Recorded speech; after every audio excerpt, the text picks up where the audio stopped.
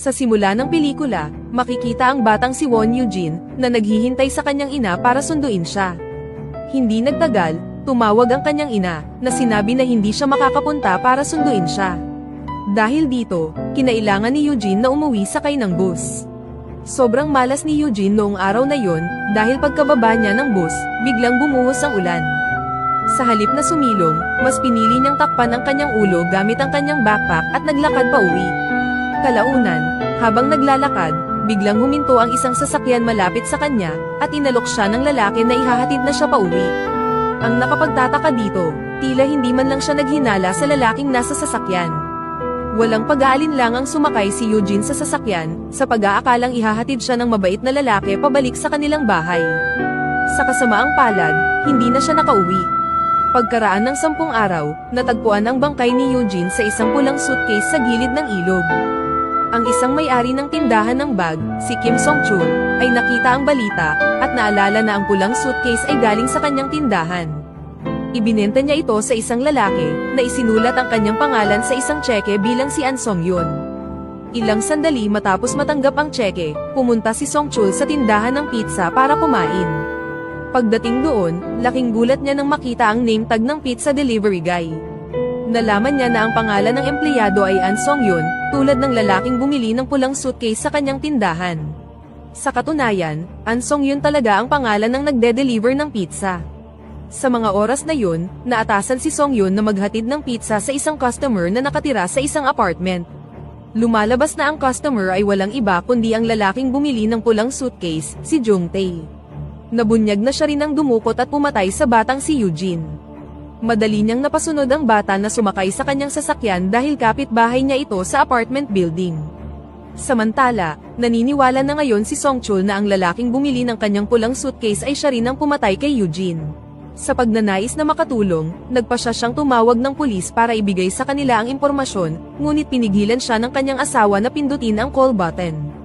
Ayaw niyang masangkot sila sa kaso, dahil kapag natuklasan ng mga tao na binili ng killer ang briefcase sa kanila, masisira ang reputasyon ng kanilang tindahan at wala na muling bibili sa kanila. Nang marinig ito, sumang-ayon si Song-chul, at kinalimutan na ang kanyang plano na tumawag sa mga pulis. Samantala sa pizza shop, sa wakas ay nalaman na ni Song-yun ang tungkol sa pagpatay kay Eugene. Sa mga oras na yun, nagsuspecha siya na si Jung-tae ang killer. 10 araw bago ang insidente, nagkaroon ng murder case na may parehong modus, at palaging nag-o-order si Jung-tae ng pizza tuwing 10 araw. Ngunit ang dahilan kung bakit talaga siya pinaghihinalaan ni Song-yun ay dahil narinig niya ang ilang kakaibang ingay mula sa apartment ni Jung-tae noong huling nag-deliver siya ng pizza sa kanya. Pagkatapos ay sinabi ni Song-yun ang kanyang hinala sa kanyang boss, ngunit tumugon lang ang lalaki na huwag itong masyadong isipin. Kasabay nito, ang stepmother ni Eugene na si Song Kyung-hee ay nalulungkot pa rin sa pagkamatay ng kanyang stepdaughter. Nakukonsensya siya sa hindi niya pagsundo kay Eugene noong gabi ng pagdupot. Pakiramdam niya ay laging dumadalaw sa kanya ang espiritu ni Eugene, na nagresulta para matakot siya na maging mapag-isa sa bahay. Gayunpaman, hindi naniniwala ang kanyang asawa sa kanyang mga kwento at pinagbawalan din siya nito na banggitin ang pangalan ni Eugene. Samantala, pinaghinalaan ng pulisya ang isang loan shark na nagngangalang Ma Dong-suk bilang ang suspect sa pagpatay kay Eugene, at dinala nila siya sa police station para sa karagdagang pagtatanong. Ngunit sa huli, napilitan silang palayain siya dahil sa kawalan ng ebidensya. Ang dahilan kung bakit pinaghinalaan ng pulisya si Dong-suk ay dahil isa siyang malupit na loan shark, na sinubukang pahirapan ng kanyang tiyuhin dahil lang sa late niyang binayaran ang kanyang mga utang. Pagkabalik mula sa istasyon ng pulisya, nagpasya si Dong-suk na bumalik sa kanyang apartment at natuklasan na ang parking spot na karaniwan niyang ginagamit ay kinuha ni Jung-tae. Sa sobrang galit, dinuraan niya ang windshield ng sasakyan, bago pumunta sa apartment ni Jung-tae at inutos sa kanya na alisin ang sasakyan sa kanyang parking spot. Ayaw ni Jung-tae na magkaroon ng gulo sa ganoong kabastos na lalaki, kaya sinundan niya si Dong-suk sa parking lot para ilipat ang kanyang sasakyan. Gayunpaman, nang matuklasan niya na dinuraan ni Dong-suk ang windshield ng kanyang sasakyan, humingi siya ng paliwanag kung bakit niya ito ginawa. Bilang tugon, dinuraan muli ni Dong-suk ang kanyang windshield at inutos sa kanya na ilipat ng mabilis ang kanyang sasakyan. Nang makitang nababalot ng tato ang braso ni Dong-suk, si Jung-tae ay hindi nangahas na makipagtalo at agad niyang inalis ang kanyang sasakyan mula sa parking spot ni Dong-suk. Sa sumunod na eksena, nalaman ng isang security guard ng apartment na hindi wasto ang pagtapon ni Jongtae ng basura. Kaya naman, habang dala ang garbage bag, pumunta siya sa apartment ni Jongtae at pinagsabihan siya kung paano ang wastong pagtapon ng basura. Gayunpaman, hindi pinansin ni Jongtae ang security guard at sinabihan lang siya na umalis. Sa pagkainis sa kanyang pakikitungo, binuksan ng security guard ang garbage bag sa harap mismo ng pintuan ni Jongtae, at planong ihagis sa kanya ang laman nito. Ngunit laking gulat ng security guard nang makita ang laman ng garbage bag, na nabunyag na ang school uniform ni Eugene. Sa sandaling yun, dumungaw si Jongtae mula sa pintuan, at nang makitang natuklasan na ng security guard ang kanyang sikreto, agad niya itong inatake at kinaladkad siya papasok sa kanyang apartment. Kinabukasan, bumalik si Jongtae sa tindahan ng bag para bumili ng 2 suitcase na kapareho ng sukat ng huli niyang binili. Samantala, ang pagkawala ng security guard ay ikinabahala ni Pyo Jungrok, ang kanyang kapwa security officer, at ni Taesun, ang apartment manager. Inutos ni Taesun kay Jungrok na suriin ang isa sa mga apartment, na ang water bill ay labis na tumaas kamakailan. Lumalabas na ang may problemang apartment na yun ay walang iba kundi ang apartment ni Jongtae. Natural lang na tumaas ang kanyang water bill dahil marami siyang ginamit na tubig para linisin ang dugo ng kanyang biktima. Sa mga oras ding yun, nililinis niya ang dugo ng security guard na nabunyag na kapapatay lang niya. Habang busy si Jongtae sa paglilinis ng sahig, nakatanggap siya ng tawag mula sa security guard na si Jongrok, na gustong magtanong kung may tumutulong tubo sa kanyang apartment. Bago pa masagot ni Jongtae ang tanong, narinig niya ang tunog ng doorbell mula sa front door. Pagkatapos ay pinatay niya ang kanyang cellphone at inilapag ito sa mesa. Pumunta siya para tingnan kung sino ang nag-doorbell, ngunit habang naglalakad siya palayo, si Jongrok ay patuloy na tumatawag sa kanya, at ang pagring ay nagpabagsak sa kanyang cellphone sa suitcase sa ilalim ng mesa. Lumalabas na ang taong nag-doorbell ay si Taesun, na dumating upang pag-usapan ang tungkol sa monthly meeting ng mga residente. Noong una, tumanggi si Jongtae na makilahok, ngunit nang malaman niya na ang meeting ay tungkol sa pagkamatay ni Eugene, inimbitahan niya si Taesun na pumasok sa kanyang apartment. Pagdating sa loob, ibinunyag ni Taesun na pinaplano niyang maglagay ng CCTV sa gusali upang maiwasang maulit ang parehong krimen. Ngunit bago i-install ang mga kamera na yun, kailangan niya ang approval ng mga residente, kabilang ang kay Jongtae.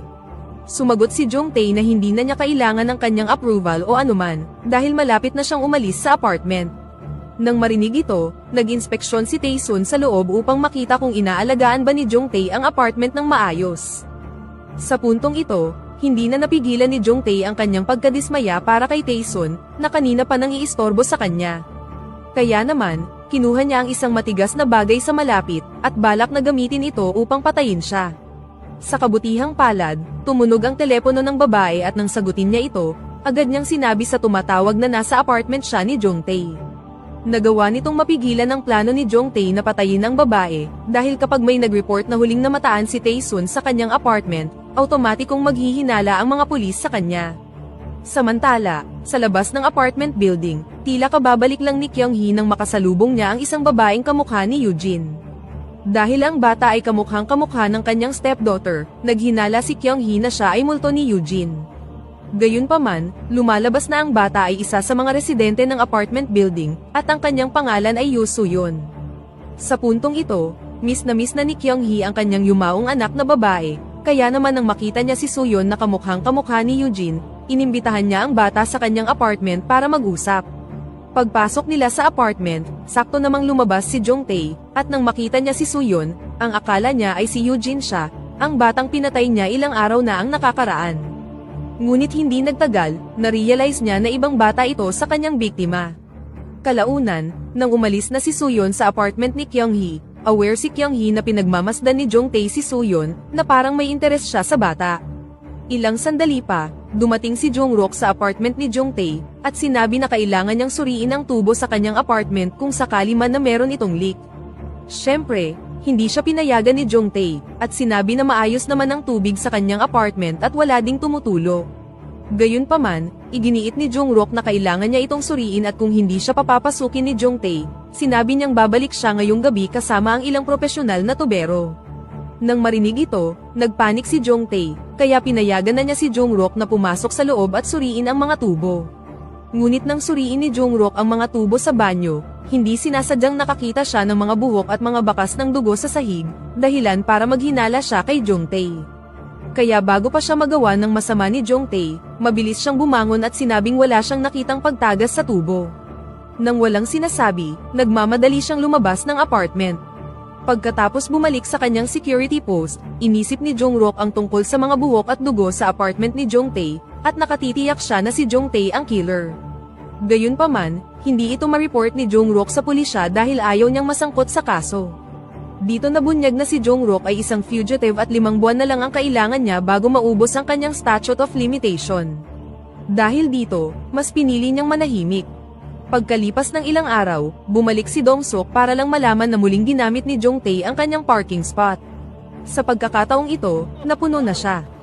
Hinampas niya sa ulo si Jongtae gamit ang kanyang tsinelas para bigyan siya ng leksyon na wag na muling kunin ang kanyang parking spot.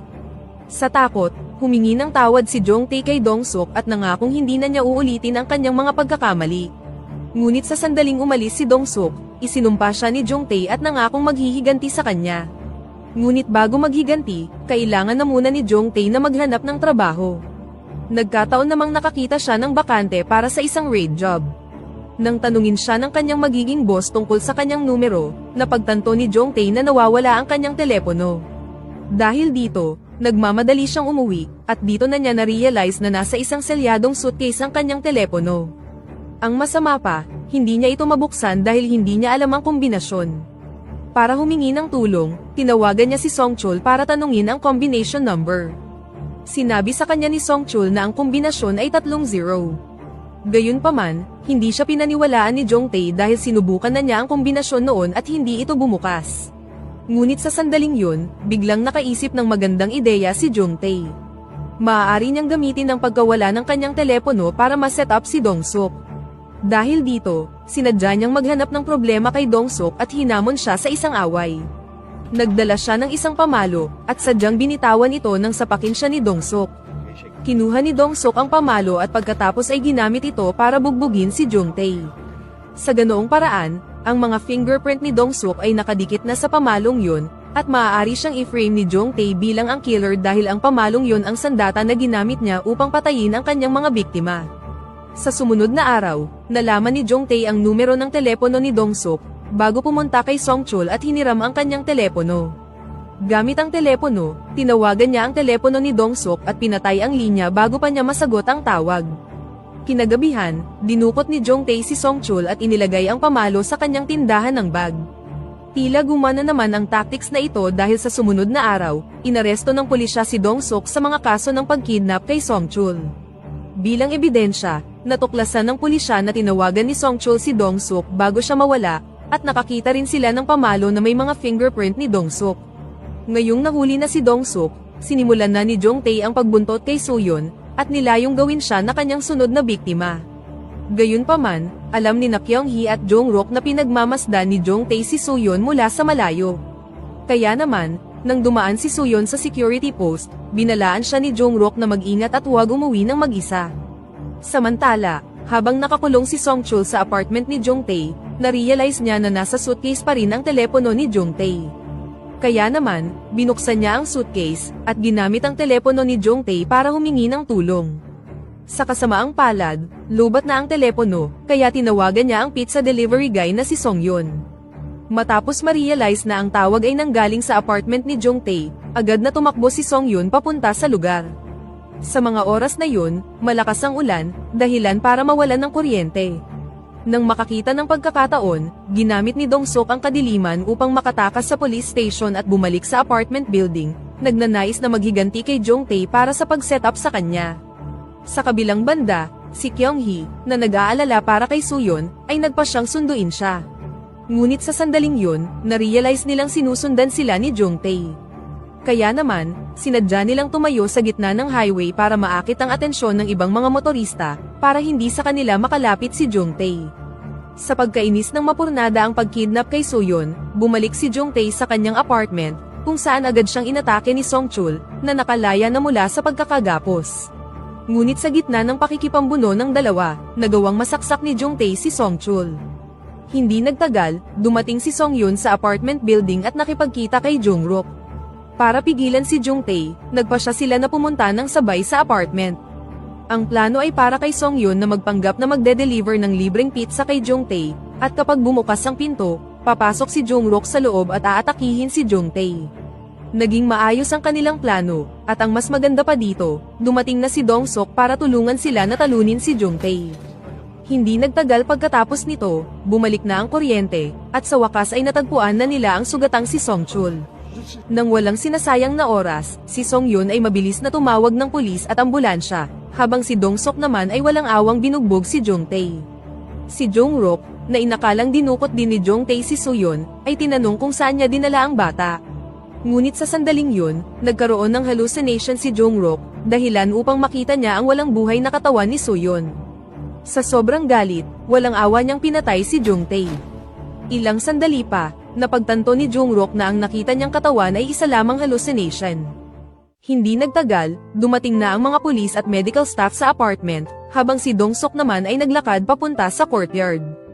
Ngunit si Taesun, na inakalang dinukot ni Dongsuk ang kanyang anak na babae na si Yoo Soo-yeon, ay galit na tinanong si Dongsuk kung saan niya itinago ang kanyang anak. Ngunit mabilis na naresolba ang hindi pagkakaunawaan, nang dumating si Soo-yeon kasama si Kyung-hee. Samantala, nagpasya si Jungkook na tumakas mula sa crime scene, dahil sooner or later, malalaman ng pulisya na siya ang pumatay kay Jungtae. Sa huling eksena, makikita si Kyung-hee na natanggap na ang pagkamatay ng kanyang anak na babae, habang si Songchul naman ay binuksan na muli ang kanyang tindahan pagkatapos niyang makarecover mula sa kanyang mga sugat. Ngunit sa pagkakataong ito, naging maingat na siya sa mga customer na gustong bumili ng suitcase. Sinabi ni Songchul sa kanyang asawa na habang bihag siya ni Jungtae, ilang beses niyang nakitang takot na takot siya. Lumalabas na hindi lamang si Kyung-hee ang pinagmumultuhan ni Eugene kundi pati na rin si Jungtae, at dito na nagtatapos ang pelikula. Pakipindot naman.